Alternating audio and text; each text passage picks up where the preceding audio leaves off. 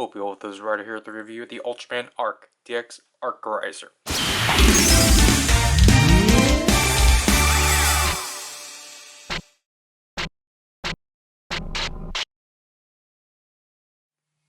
So this is the transformation device of Ultraman Arc, to which it's a really interesting diamond-shaped device and such. But anyways, the box is actually this nice compact size. I think it's basically the Blazer Brace box, but just vertical now.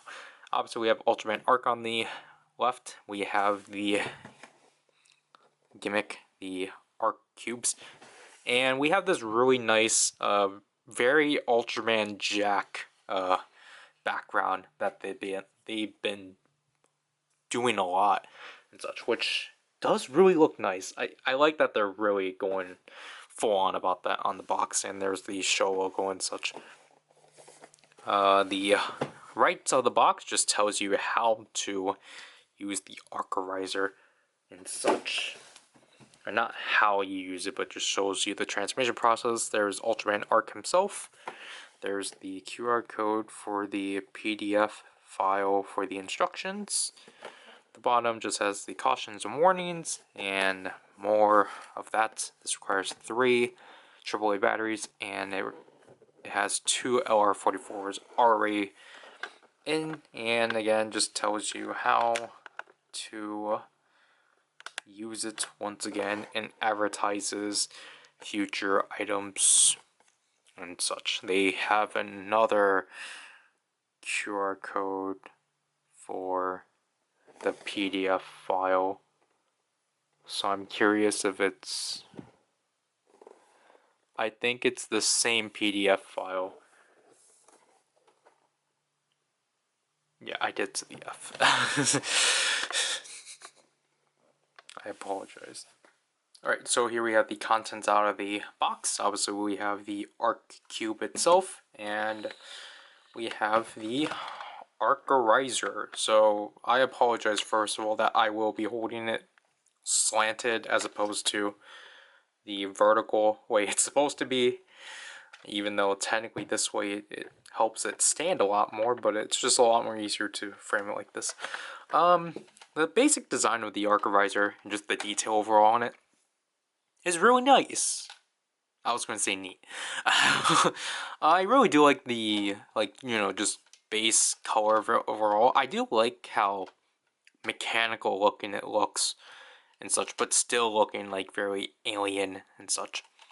As, we have like a really nice like diamond-esque device, and then we have the gray plastic all around here with the nice etchings all across, and the red line that helps kind of make like a party hat-esque design and such. Obviously we have the silver only on the front, sadly, the silver paint up here, and then we have the translucent blue plastic on this side, because on this side it's blue and such. And then for the inner core we have yellow paint right there, and again it's in like basically like a gunmetal gray and such that we're kind of familiar with a lot of Bandai stuff. And then we have this circle portion right here and such. Again, the back sadly doesn't really have anything. It's really plain in the back, but I guess it makes sense. And if you couldn't tell, this section here is where you're going to hold the Arcerizer, and it just also happens to be where most of the electronics take place. So this is the on-off switch. This is obviously for the Inedible Memorial Edition, where this will most likely, either of these buttons are obviously supposed to be phrase buttons and BGM, and then obviously there will probably be sound effect buttons to it too, but we're just covering them now because I most likely would not pick up the Memorial Edition unless it actually does something enticing. The battery compartment back here, I think this thing does take 3 AAA batteries if I recall. I apologize. And then the inside of here, which you can't really see, is obviously where you're going to insert the Arc cubes. As you can see right here, we do have a track pin reader yet again. Basically, almost similar to how Trigger did it with the hyper keys. And we have this middle cylinder right here, because if we were to press it back, as you can tell, it sits flat shut, or it sits flat. But if you want it to have it out again, just simply press that out. I think you are supposed to keep this out for the purposes of this and such, because this is basically how you're going to remove the arc cubes manually and such. Other than that, we can just simply rotate this all around and such, to which you can form the full look of the Arcorizer and such, with the full diamond and the design fully coming across and such. And the back, again, makes it a really interesting silhouette of this full circle being formed and these bits kind of poking out. But again, bringing this up, you do have the blue here, but again, sadly, I think the only thing taking this down is the fact that this part isn't painted. Now, talking about this is going to take a while, and I've done a lot of rehearsing about this, but you can take this thing apart. And the way you do that is that you simply put this in like a perpendicular position, you swing this part through, and then you simply just kind of move it out. And this is labeled as part A. Now you click this back in, you swing this through, and then you just pull it out. This is part B. And then you just simply pull out part C out. And now you have the base of the Arcorizer and such. And it's definitely interesting, as it's basically this entire sphere device and such. As you can see from here, the Arcorizer will work by having 3 of these buttons. This is how it will know the positions of the buttons and such, so then it can properly work and such. But obviously you might be curious, well, how do I put it back now? Basically, it's technically in the same order. So you want to take part A, and then you want to take this half, and then just simply get it into the circle. Like so. Clip it in, and then put it back into position, like so. You're going to take part B and do the same thing, because you want to at least lock this section in here, and then you want to take this section and simply do that. And now this is definitely where it gets challenging, because if anything you do, you're not going to get clearance despite it being half a circle, because this thing's occupying that space.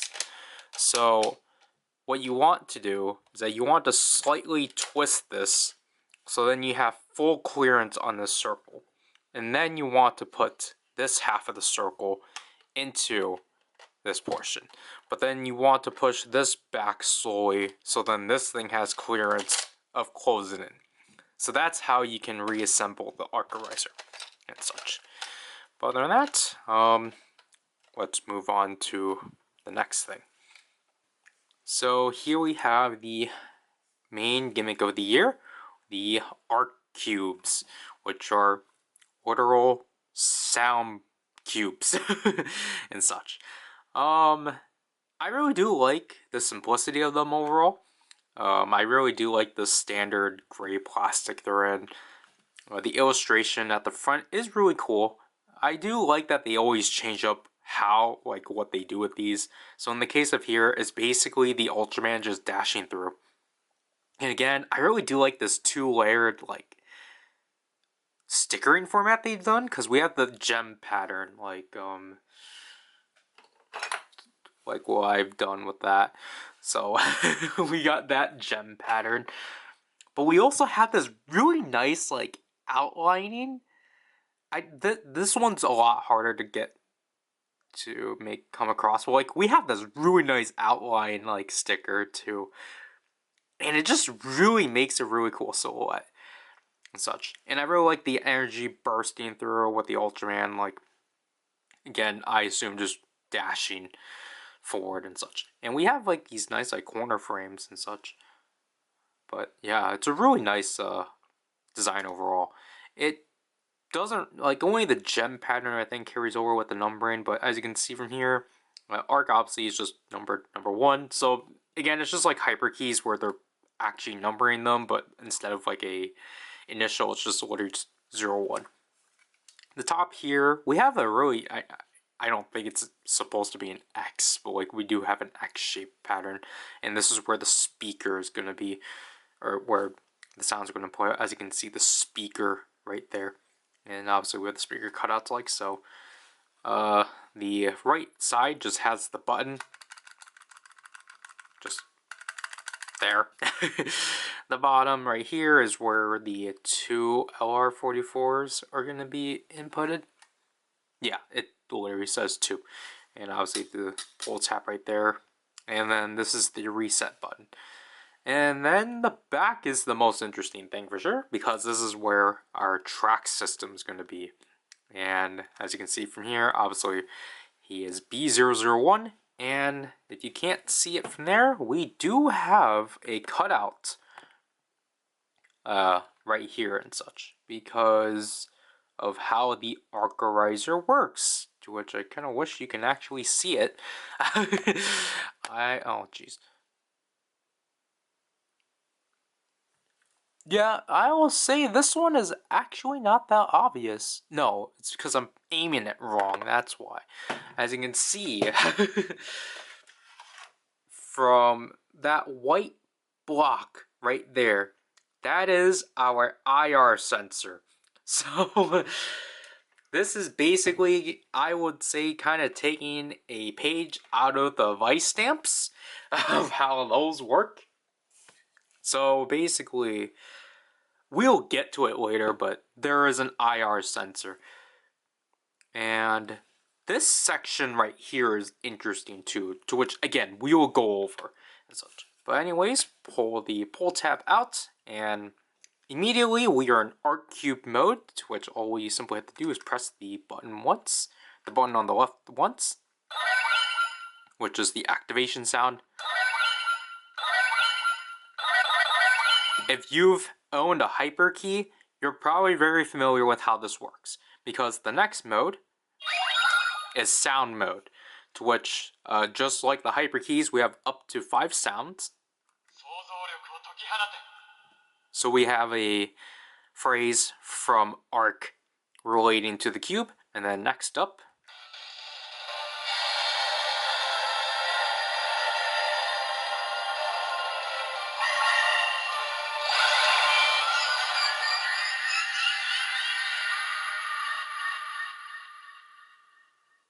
we have the transformation of Arc, then the signature grunt for that Ultra, and then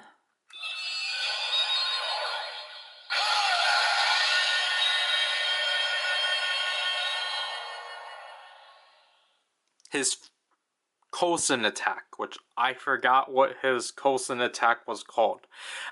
My apologies. And then last but not least,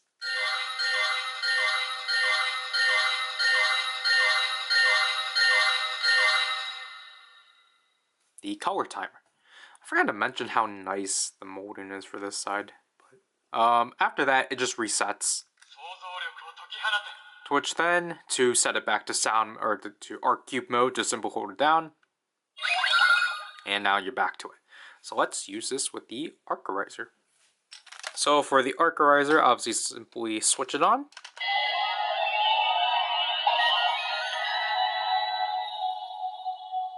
Which is technically the first step, because that's the summoning sound out of the Arcorizer. But before we actually get to the transformations, you can just turn this without inserting anything, just to get generic twisting sounds.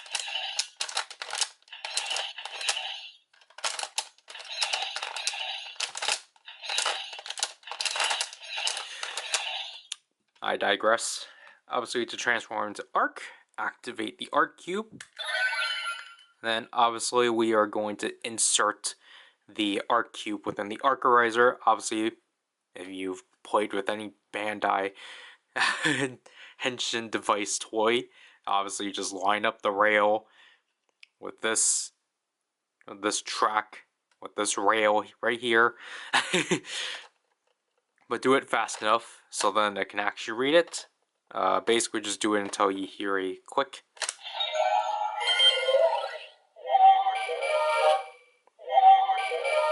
So the Arcorizer is in a standby phase, to which with this cube in particular, you can tell that the two toys are synchronized with each other. So this one's doing the additional dings, while this one is doing the most of the standby. Now we want to twist this top section first. 180. Now this has entered, the Arcorizer entered its second standby phase. This is still ticking. And then to complete the transformation, you want to twist this 180 vertically.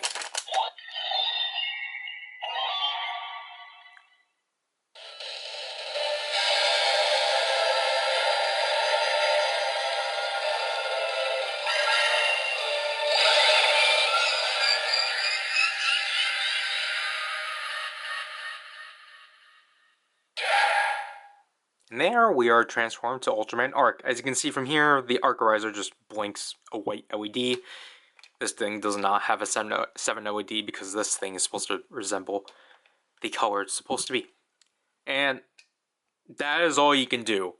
There is no... Again, these are for the Memorial Edition, so there's no way for you to do the finisher sounds that you are able to access through the sound mode.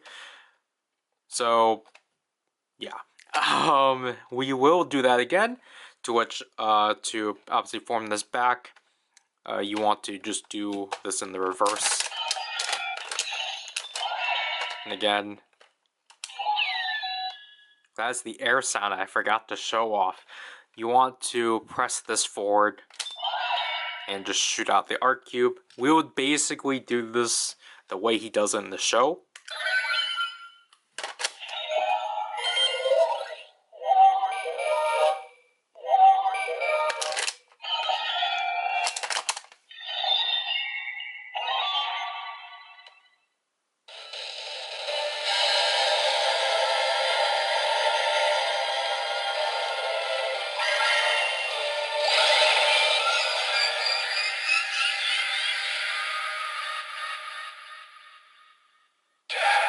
Because I'm pretty sure the show does skip over the second standby, just to, like, obviously tidy up the pacing.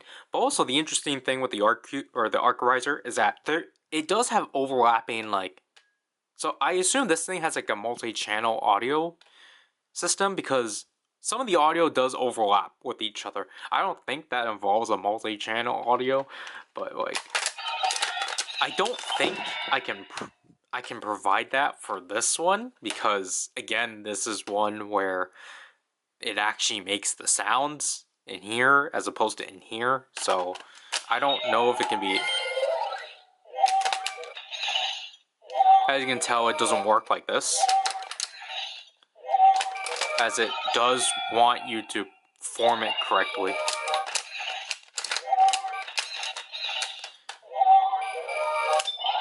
But it's just trying to prove this.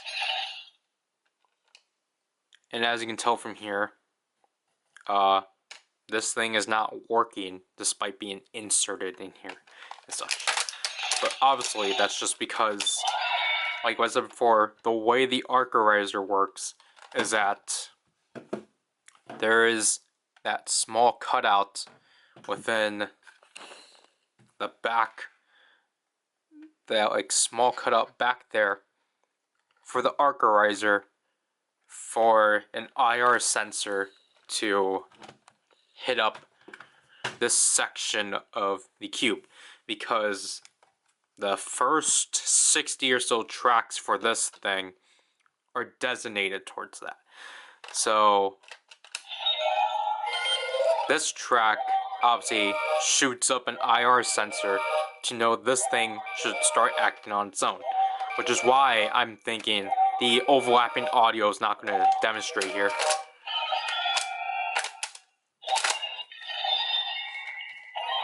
I know we're showcasing this again for the third time. Because here you can tell, obviously, there's an LED section right there. I'll let this finish. Because there's an LED section that's in front of the track that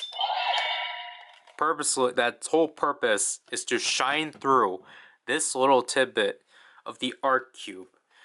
So then, let me straighten this. So then it can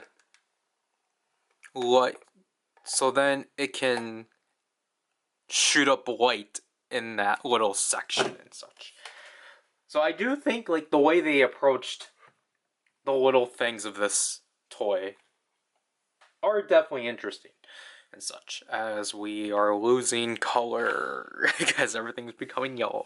And yes, as you saw me right there, I did eject it in this mode, to which also means you can insert it into this mode, but I'll show inserting this without having the eject button out. Because here, if you have it in this mode, then you can just twist it once. Either panel.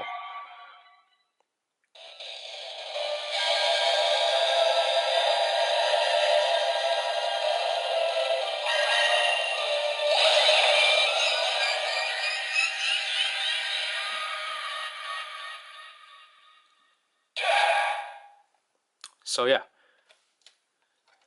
Obviously, just twist this back and pull this out, and yeah. I might talk for a while, so that's why I have to stop the recording a bit. But I apologize for messing up my lights first of all. But yeah, that is basically it for the Arcerizer. The last thing we really need to talk about is that this thing, in a duration of 90 seconds, will shut itself off. So we'll let that happen naturally as we talk about my overall thoughts on this thing. I think more reasonably, comparing this to the Guts Spark Lens, the Arcerizer for sure is a bit lackluster in terms of what you can do when you put these two things together. but I'll be honest and say I don't mind it personally, because at least, like, yeah, removing a function somehow makes this toy unique. Okay. But honestly, with the Arcerizer, I was actually kind of afraid that, like, just its engine so loud. But like, I was afraid with like handling it, it was gonna feel like it was just gonna fall apart constantly every time you like messed around with, like, you know, twisting it and such. Like, you know, like it felt. I was worried that it was gonna feel like that it was gonna fall apart in your hands, but somehow they made it so it felt very natural, and like it felt natural and not tedious and such. And also, again, there's like, they've added shortcuts of like, if you basically didn't want to, like, they added shortcuts if you didn't even want to do the full thing, because you can just simply just slightly twist it and then get the same experience out of it and such. So I'm really happy to say that Bandai did a nice job at doing something like this for a changer, and not make it feel like it'll fall apart and just destroy in your, or like crumble in your hands basically and such. And then for the art cubes themselves, personally right now, I'm liking them more than the hyper keys. Even if they're kind of the same. But obviously, we're only going to compare the retail Arc cubes with the retail hyper keys, because I think what's great with the Arc cubes is that basically so far they're at least consistent within one another and such. Even though that's not really much to say because of what's going to happen later within this toy line in terms of the retail stuff. But if we looked at Trigger's like line, or like Trigger's keys compared to like Tiga, Zet, and Reboot, Trigger got shafted because Trigger didn't like Trigger had attack sounds, but like where was the Zeparion Coulsons, or like where were the finishers for each of the type changes and such? Like that was the weird thing and such. So like I think in a way, I think the Hyperkey, or compare the Hyperkey themselves and then compare the Arc Cubes themselves, I think the Arc Cubes definitely are a lot more forward, because I think for sure they definitely learned from the Hyperkeys. And like I think for sure with here, they are just expecting people just to play with the Arc Cube with itself or by itself, as opposed to wanting to use it in this thing and such. Especially because obviously, at least with the Hyperkeys and the Gut Sparklens, you at least have the ability of using it in like the Hyper Gun mode, and then transforming it into the Spark Lens mode. This one you don't have that option, and like I do think probably just to like reduce redundancy, they just made it stick. They just made this thing stick to just transformations only. And again, I don't mind that approach, just because again, if you can recall, most Ultraman devices are kind of been the same, so I don't mind when you take away one thing, because it at least makes it like there's at least a difference. Because like again, if you so badly want a finisher or want more out of your device, then just go back to playing with that toy then. Because like at this point, like, yeah, of course they're going to have to start doing changes. They've been doing the same thing for a decade, so of course they're going to do, or they're going to go that direction and such. So I feel like I'm kind of talking over it, or I've been like skirting. Oh gosh, not skirting. Skating around, curving around. Oh my gosh. We've been kind of like walking around, like, I guess, I don't know why I feel like with this one, we've been kind of walking around like, oh yeah, like, what do I think about this thing? Like, I do think, like, the Arc Riser is, like, a pretty innovative device. It's definitely creative with, them basically, with, like, all the toys. I don't know what you specifically call these kinds of toys, or those kind of toys where you just, like, a fidget toy? I think that's what basically they're, I guess that's basically what this is. Like, the fact that they managed to make, well, I mean, these things are technically fidget toys too, but I think this one's more blatant about it. Like, the fact that they technically somehow transform a fidget idea into a transformation device, I think is definitely creative and such. And I think just overall, I think the design of this one looks a lot more appealing. I think this one definitely reminds me of like the Taiga Spark. I feel like this one like works very well like next to that thing and such. And again, just handling it is surprisingly very like it feels like handling this thing actually feels like really solid and such, like especially with this part and such, because I was really afraid this handle was not going to be good enough and that I'm going to end up like dropping it and such. Obviously don't throw it, or like, you know, like keep a nice firm grip on it and such, but like, you know, it's not like when you do rotate it, it's not, oh jeez, like it's not gonna feel like it's gonna fall apart. And plus I think like the full forming like version of the Arc itself is really cool, and I just really like the silhouette of the Arc Cube, just this thing being right here. As you can hear, this is the sounds by itself.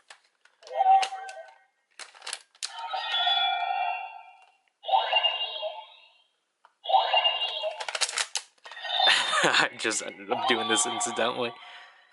As you can tell, because this thing went to sleep, obviously this thing's gonna act on its own and such. So yeah, I would say for sure I do recommend like picking this thing up if you are indeed interested, or if you just never bothered buying it to trigger. I guess out of intimidation out of the future of that line, or just I guess appearance wise. And if you want another shot at a Ultraman sound gimmick, then yeah, I probably would say give this one a shot and such. I think that's probably everything that should be said for now. Yeah, that'll have to do this review. Sorry for that not being cohesive enough.